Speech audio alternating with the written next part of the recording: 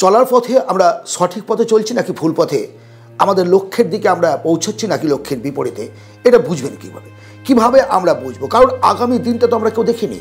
আগামী দিনের পরে পরশু দিন, তারপরের দিন, তারপরের দিন, after 10 years, after 5 years, after 15 years কোন জায়গায় পৌঁছাবো আমরা কিভাবে বুঝবো? সফলতার রাস্তায় আছি কিনা কিভাবে বুঝবো?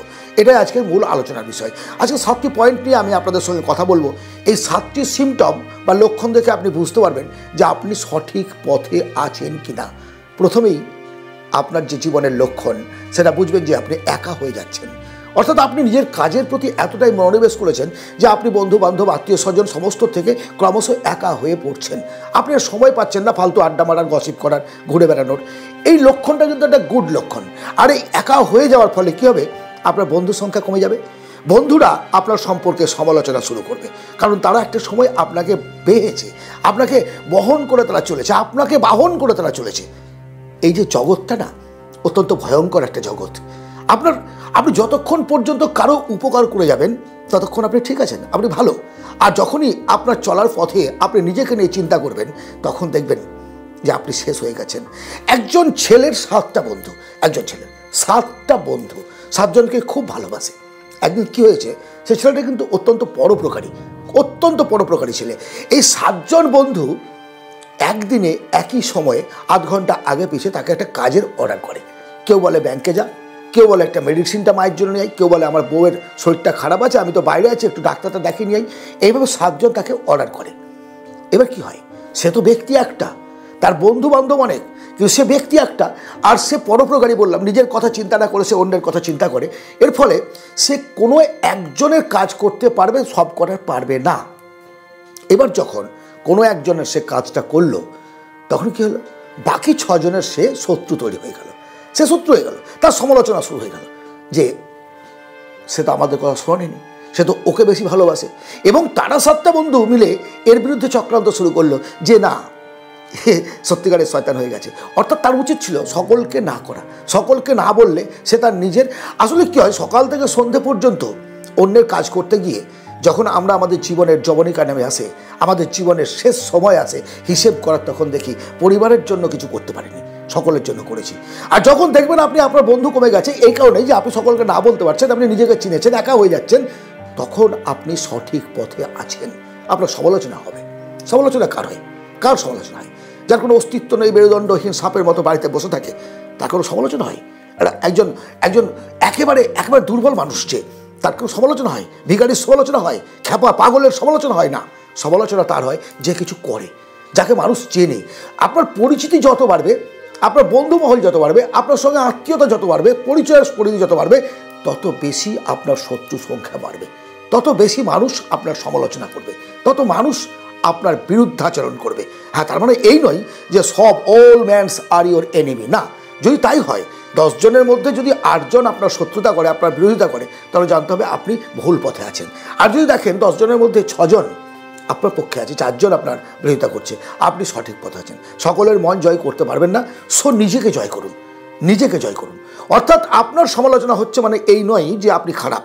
যদি সমালোচনাটার বাস্তব কোনো ভিত্তি না থাকে, আপনি হাসুন, তাদের প্রতিবাদ করার কোনো প্রয়োজন নেই। তাকে দেখে হাসুন, মৃদু হাসুন, যে পাগলের প্রলাপ বকছে, যার নই তাই বলছে। ইয়েস, এটা হচ্ছে রিয়ালিটি, এটা বাস্তব জগতের রিয়ালিটি। আপনি দেখবেন যখন আপনি সফলতার পথে চলছেন, বারবার ব্যর্থ হবেন।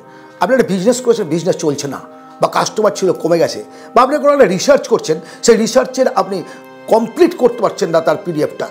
অর্থাৎ বারবার ফেলিওর আসছে, বারবার ফেলিওর আসছে। এটা একটা পরীক্ষা, এক্সামিনেশন। এই ওয়ার্ল্ড, এই ইউনিভার্স আপনাকে পরীক্ষা করে। সফলতা একটা বার যথেষ্ট হয় কিছু একটা আবিষ্কার করার জন্য। কল্পনা করুন না, একবারের প্রচেষ্টায় কি বাল্ব তৈরি হয়েছে, বিমান তৈরি হয়েছে একবারের প্রচেষ্টায়? না, সেটা কিন্তু হয়নি। অর্থাৎ আপনি যখন চেষ্টা করছেন, আপনি যখন কাজ করে যাচ্ছেন, আপনি যখন সফলতার দিকে এগিয়ে যাচ্ছেন, তখন জানবেন যে আপনি ফেলিওর হচ্ছেন, বারবার ফেলিওর হচ্ছেন, আর উঠে দাঁড়াচ্ছেন। উঠে দাঁড়ানোর নামটাই হচ্ছে সফলতা। সেই কারণেই 99 বার ফেলিওর হওয়ার পরেও 101 বারে গিয়ে আপনি সফল হতে পারেন, সাকসেস হতে পারেন। আপনার তখন জয় আসতে পারে, জয়ের মুকুট পড়তে পারেন। অনেক মানুষ দেখবেন এমন, জীবনের প্রথম দিকে তার জীবনের বিশাল একটা কষ্টময়, তার তোর দ্বারা হবে না, অসম্মানিত হয়েছে, মাঠ থেকে উঠে খেলতে হবে না, এমন ক্রিকেটার অনেক পাবেন যে তাকে খেলতে নেয়নি, বন্ধ করে দিয়েছে, তারপর সে একটা জায়গায় তৈরি হয়েছে। অর্থাৎ জীবনে যতবার আপনি ফেলিওর হবেন, ফেলিওর থেকে দুটো জিনিস হয়। ফেলিওর মানে কখনোই কিন্তু ফেলিওর নয়। ফেলিওর মানে একটা স্টেপ অফ সাকসেস।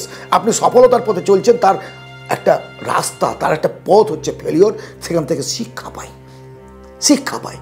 আর যদি ফেলিওর থেকে আপনি শিক্ষা না পান, তাহলে সেটা একেবারে মূর্খামি। সো ফ্রেন্ডস, আপনি যখন জানবেন যে আমি ফেলিওর হচ্ছি, তখন আপনি হাল ছেড়ে দেবেন না, কারণ একটা স্টেপ আপনি এগিয়ে গেলেন। আমরা যদি দোতলায় চাপতে যাই, 3 তলায় 4 তলায় যাই, তো দেখুন সিঁড়ি বেয়ে বা লিফটে যেতে হয়। আপনি কখনোই কিন্তু ধপ করে ওখানে গিয়ে পড়তে পারেন না বা নামতে পারেন না। ধাপ বাই ধাপ, স্টেপ। এই যে স্টেপগুলো, আপনি 10টা ধাপ উঠে গিয়ে 14 নম্বর ধাপের পরে আপনার লক্ষ্য, আপনি 10 ধাপ উঠেছেন মানে আপনি লক্ষ্যে পৌঁছাননি, এটা ভাববেন না, আপনি এগিয়ে গেছেন। আর 4টে ধাপ অতিক্রম করলেই আপনি সফল হবেন। আপনাকে লোকে অসম্মান করবে। ইয়েস, কেন অসম্মান করবে? কোনো একটা কাজ করছেন, পারছেন না, আপনার মানে একেবারে মুখের ওপরে আপনার জবাব দেবে, তোর দ্বারা হবে এইসব কাজ? সবার দ্বারা হয়? আমি জানি, আমার জীবনের ক্ষেত্রে আমি দেখেছি। সমালোচিত হবেন, অসম্মানিত হবেন, আপনার পদমর্যাদা কমে যাবে।